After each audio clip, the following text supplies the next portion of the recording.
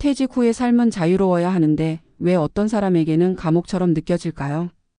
평생 가족을 위해 일했고 누구보다 성실하게 살아왔는데도 막상 일을 내려놓은 뒤 남은 것은 고립감뿐이라면 그 원인은 어디에 있을까요? 오늘은 65세 은퇴자의 이야기를 통해 이 문제를 들여다보겠습니다. 그는 대기업 생산관리팀에서 30년간 근무했습니다. 주말에도 공장 상황을 확인하느라 가족 여행 한 번 제대로 가지 못했고 자녀 교육비와 주택 대출 상환이 전부인 삶이었습니다. 그에게 삶은 가족을 지키는 일터였고 가족은 책임의 대상이었습니다. 그렇게 은퇴하던 날 회사 동료들이 건넨 꽃다발과 시계를 마지막으로 그의 사회적 역할은 끝났습니다. 그날 이후 그는 매일 아침 6시에 눈을 떴지만 더 이상 갈 곳이 없었습니다. 아내는 하루 종일 스마트폰을 보고 있었고 자녀들은 독립한 지 오래였습니다. 그는 말했습니다. 이제 가족이 다 나에게서 독립했는데 나는 어디에도 속하지 않게 됐다. 퇴직 후 첫 몇 주는 쉬는 맛을 느꼈습니다. 알람 없이 늦잠을 자고 TV를 보며 느긋하게 식사했습니다. 그러나 곧 불안이 찾아왔습니다. 아내와의 대화는 점점 짧아졌고 자녀들과의 통화는 형식적으로 변했습니다. 친구들에게 전화를 걸어봐도 다들 바쁘다며 전화를 서둘러 끊었습니다. 사회생활 30년 동안 그가 가졌던 인간관계는 대부분 일을 중심으로 얽혀 있었던 겁니다. 퇴직과 함께 명함이 사라지자 그 관계들도 흔적 없이 사라졌습니다. 어느 날 그는 회사 근처를 지나가다 예전 동료들과 마주쳤습니다. 반가운 마음에 인사를 건넸지만 돌아온 건 어색한 미소뿐이었습니다. 그때 그는 깨달았습니다. 나는 이미 그들의 세계에서 지워졌구나. 이후 그는 집 근처 공원에 자주 나갔습니다. 아침마다 조깅하는 사람들 틈에 섞여보려 했지만 그마저도 이질감이 들었습니다. 젊은 사람들은 이어폰을 끼고 있었고 노년층들은 이미 오랜 동네 친구들끼리 모여 있었습니다. 자신이 낄 자리가 없다는 사실이 점점 선명해졌습니다. 이 시기에 가장 큰 문제는 시간의 공허함입니다. 직장인은 시간에 쫓기며 살지만 퇴직자는 시간을 견디며 삽니다. 그에게 하루는 너무 길고 밤은 더 길었습니다.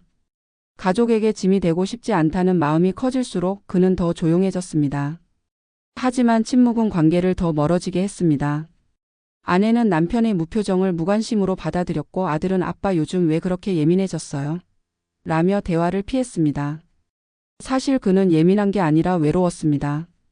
심리학적으로 보면 퇴직 후 고립은 역할 상실의 충격과 정체성의 붕괴가 맞물리면서 생깁니다. 평생 가장이라는 이름으로 살아온 사람에게 그 역할이 사라지는 것은 단순한 은퇴가 아니라 사회적 죽음에 가깝습니다.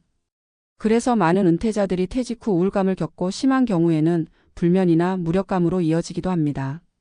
한국보건사회연구원의 조사에 따르면 퇴직 후 2년 이내에 사회적 관계망이 절반 이하로 줄어드는 비율이 60%를 넘습니다. 이 남성 역시 그런 과정을 겪었습니다.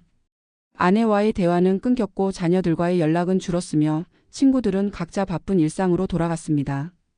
그는 어느 날 일기장에 이렇게 적었습니다.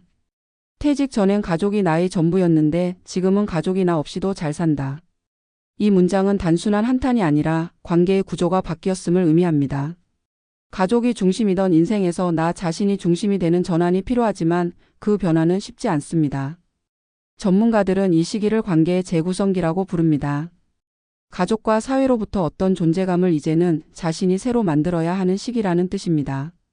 그 남성은 퇴직 1년 후 우연히 주민센터에서 열린 남성 시니어 요리교실을 알게 됐습니다. 처음에는 내가 그런 데서 뭘 하겠나 싶었지만 호기심에 한번 가봤습니다. 거기서 만난 또래 남성들은 모두 비슷한 사연을 가진 사람들이었습니다. 한 사람은 전직 은행원, 또 다른 사람은 공무원 출신이었는데 모두 가족을 위해 일하다가 관계에서 소외된 사람들이었습니다. 요리를 배우면서 그는 처음으로 혼자서도 나를 돌볼 수 있다는 자존감을 느꼈습니다. 집에 와서 직접 만든 반찬을 아내에게 건넸을 때 오랜만에 대화가 시작됐습니다. 이건 내가 만든 거야. 이걸 당신이? 짧은 대화였지만 그에게는 관계 회복의 시작이었습니다. 이후 그는 주 2회 요리 모임을 계속 나가며 동년배들과 새로운 친구 관계를 맺었습니다. 그 모임에서는 서로 가족 이야기보다는 자기 일상 이야기를 나눴습니다. 오늘은 된장찌개가 짜서 다시 끓였어. 마트 갔더니 물가가 또 올랐더라. 같은 소소한 대화였지만 그 속에서 그는 다시 사람으로 불리는 감각을 되찾았습니다. 전문가들은 이런 사례를 통해 말합니다. 퇴직 후 가장 먼저 해야 할 일은 관계의 대상을 바꾸는 것이라고. 가족을 위해 살던 인생에서 이제는 나 자신과 사회를 위한 관계로 전환해야 한다는 뜻입니다. 퇴직자는 직업적 정체성을 잃지만 동시에 새로운 역할을 설계할 기회를 얻습니다. 지역 커뮤니티 취미 모임, 봉사활동, 평생학습 프로그램 등은 단순한 여가가 아니라 사회적 재연결의 수단입니다. 또 하나 중요한 점은 가족과의 관계도 의존이 아닌 존중으로 다시 세워야 한다는 것입니다. 자녀 세대는 이미 자신의 삶을 살아가고 있고 배우자 역시 오랜 시간 혼자만의 일상을 구축해 왔습니다. 은퇴 후의 부부 갈등은 대부분 관심의 방향이 다를 때 생깁니다. 상대를 바꾸려 하기보다 새로운 대화를 시작하는 것이 더 현실적입니다. 예를 들어 함께 요리를 하거나 산책을 나가거나 하루 일정의 일부를 공유하는 것만으로도 관계의 거리는 달라집니다. 이제 그는 말합니다. 퇴직 후 3년이 지난 지금 나는 가족과 함께 있으면서도 혼자가 아니에요. 예전엔 가족이 내 인생의 이유였지만 지금은 내가 가족의 한 구성원으로 존재한다는 게 더 감사하죠. 그는 여전히 요리교실을 다니고 가끔 동네 도서관에서 자원봉사를 합니다. 이 이야기가 전해주는 메시지는 분명합니다.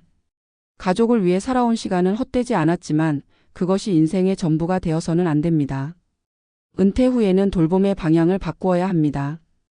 더 이상 누군가를 위해 사는 것이 아니라 나 자신을 위해 배우고 연결하고 성장하는 삶으로 전환해야 합니다. 고립은 외부의 문제처럼 보이지만 사실은 관계의 구조가 바뀌었는데 마음이 따라가지 못한 상태입니다. 결국 은퇴 후 생존의 조건은 돈이 아니라 관계입니다. 그리고 그 관계의 첫걸음은 자신에게 다시 관심을 주는 일에서 시작됩니다. 30년 동안 가족을 위해 달려왔다면 이제는 그만큼 자신을 돌봐도 됩니다. 그 돌봄이 쌓일 때 잃어버린 연결은 다시 만들어지고 고립은 천천히 관계로 바뀝니다. 은퇴 이후의 진짜 삶은 바로 그 자리에서 시작됩니다. 은퇴 후 고립은 단순히 외로움의 문제가 아니다.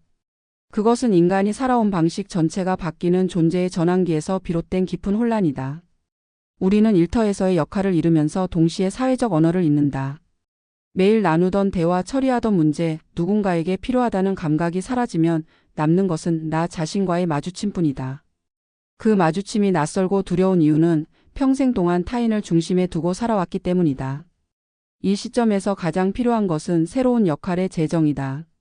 그러나 이 역할은 더 이상 회사가 주는 명함이나 가족이 부여한 책임에서 나오는 것이 아니다. 나 스스로 만들어가는 의미에서 출발해야 한다는 점이 중요하다. 심리학자 에릭 에릭슨은 노년기를 통합대 절망의 단계라 표현했다. 지금까지의 삶을 받아들이고 의미를 찾으면 통합에 이르지만 지나온 시간의 후회와 상실만 남으면 절망으로 떨어진다는 것이다. 많은 은퇴자들이 겪는 고립은 바로 이 절망의 한 형태다. 일을 잃은 게 아니라 일로 연결되던 사회적 의미망이 무너졌기 때문이다. 따라서 퇴직 이후의 회복은 단순한 인간관계의 재건이 아니라 삶의 의미를 다시 짓는 과정이다. 그리고 그 의미는 대부분 작은 실천에서 시작된다. 65세 박모 씨는 퇴직 후 매일 아침 집 근처 벤치에 앉아 있었다. 처음엔 생각을 정리하는 시간이라 여겼지만 시간이 지나면서 그건 사실상 아무것도 하지 않는 시간이었다. 그는 하루를 버티기 위해 신문을 3번씩 읽었고 텔레비전 뉴스의 내용을 그대로 외웠다. 어느 날 동네 주민센터 게시판에 붙은 자원봉사 모집 안내문이 눈에 들어왔다. 노인 독거 가구 반찬 배달 봉사.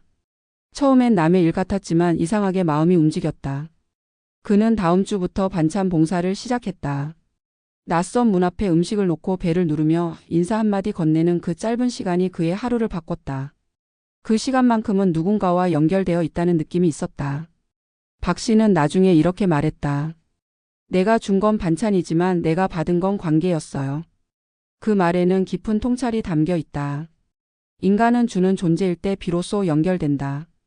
일터에서는 노동으로, 가족에게는 희생으로, 사회에는 역할로 자신을 주었지만 은퇴 이후에는 그 줄이 끊긴다. 그러나 봉사, 배움, 참여 같은 행위를 통해 다시 주는 사람이 될 때 관계는 다시 피어난다. 중요한 것은 그 행위의 크기가 아니다. 누군가에게 필요한 존재라는 감각을 되찾는 것이다. 전문가들은 은퇴자들에게 하루 일정표를 다시 쓰라고 조언한다. 퇴직 전에는 회사가 시간의 틀을 제공했다.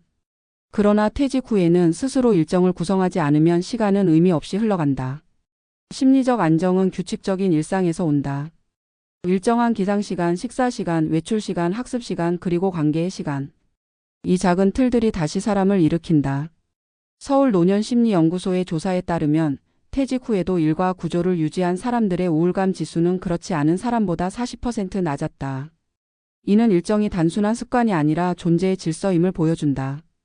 또 하나 주목해야 할 점은 가족과의 새로운 거리감이다.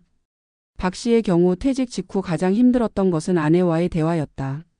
그는 오랜 직장 생활 동안 대부분의 결정을 자신이 내려왔고 가정에서도 그 습관이 남아 있었다. 하지만 퇴직 후 그 권위는 불편함으로 바뀌었다. 아내는 이미 자신의 리듬을 갖고 있었고 남편의 갑작스러운 간섭을 부담스러워했다. 그때 그는 요리교실에서 배운 함께 하기를 가정에도 적용했다. 함께 식사를 준비하고 설거지를 나누며 자연스럽게 대화를 이어갔다. 그는 나중에 이렇게 고백했다. 나는 아내를 가족으로 대했지만 사람으로는 잘 몰랐어요. 이제야 그 사람의 리듬을 배워가고 있어요. 퇴직 후 관계의 회복은 결국 경청의 복습이다. 평생 말하던 사람이 이제는 듣는 법을 배워야 한다. 직장에서는 지시와 판단으로 존중받았지만 은퇴 후에는 이해와 공감으로 관계를 얻는다. 이 변화는 쉽지 않다. 그러나 진심 어린 경청은 늦은 나이에도 새로운 관계를 낳는다. 친구든 배우자든 심지어 처음 만나는 지역 모임의 사람들과도 마찬가지다. 이야기를 듣는 사람이 되는 순간 그는 다시 사회의 일부가 된다. 사회학적으로 보면 현대 은퇴자 고립은 구조적 문제이기도 하다. 도시화와 핵가족화는 인간의 공유된 공간을 줄였다. 과거에는 이웃과의 대화, 골목의 교류, 마을의 모임이 자연스러운 사회적 연결망을 만들었다. 하지만 지금은 물리적으로 가까워도 심리적으로는 멀다. 따라서 은퇴자는 의도적으로 새로운 커뮤니티를 찾아야 한다. 최근에는 남성 요리교실, 은퇴자 독서 모임, 시니어 합창단, 공동 텃밭 프로그램 등 다양한 형태의 지역 기반 모임이 늘고 있다. 이런 모임들은 단순한 취미 활동이 아니라 사회적 안전망의 역할을 한다. 관계의 질이 곧 노후의 질이라는 점에서 이런 연결의 시도는 단순한 여가가 아닌 생존 전략이다. 은퇴 후의 재정 문제도 관계의 고립과 밀접하게 연결된다. 소득이 줄면 지출뿐 아니라 활동 반경도 줄어든다. 사람을 만나는 횟수, 외출의 빈도, 여가의 다양성이 모두 경제력에 의해 결정되기 때문이다. 따라서 은퇴자는 경제적 구조를 재설계할 때 단순히 얼마를 쓸까보다 어디에 쓸까를 고민해야 한다. 사회적 관계를 유지하기 위한 최소한의 투자, 즉 교통비, 취미비, 소모임 회비 같은 지출은 삶의 필수 비용이다. 이런 지출을 줄이면 일시적으로 예산은 줄겠지만 장기적으로는 삶의 활력이 빠져나간다. 돈이 관계를 대신할 수는 없지만 관계를 이어주는 최소한의 다리 역할은 한다. 은퇴 이후 5년은 삶의 방향을 결정짓는 골든타임이다. 이 시기에 자기 안으로만 숨어버리면 그 습관은 평생 굳어진다.